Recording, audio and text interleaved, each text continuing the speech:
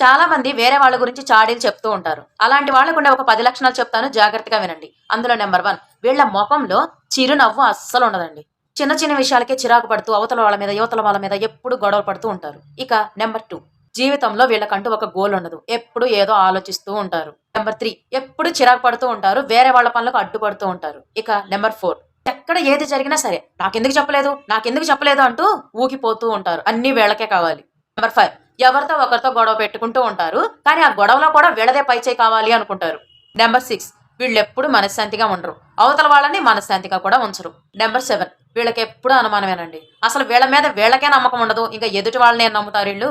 Number 8, ఎవరైనా సంతోషంగా ఉంటే అస్సలు చూడలేరు. ఇక నంబర్ 9, ఎవరైనా ఏదైనా విషయంలో గెలిచారు అంటే వీళ్ళు పైకి సూపర్ గా ఉంటారు. కానీ లోపల మాత్రం కుళ్ళిపోతూ ఉంటారు. ఇక లాస్ట్ వన్ నంబర్ 10, ఎవరైనా ఏదైనా సాధించారు అంటే వీళ్ళు కూడా సాధించడానికి ట్రై చేయరు. వాళ్ళు సాధించిన దాన్ని ఎలా పడగొట్టాలా, ఎలా వీళ్ళని నాశనం చేయాలని ఆలోచిస్తూ ఉంటారు. ఇవేనండి చాడీలు చెప్పుకునే వాళ్ళకు ఉండే అలవాట్లు.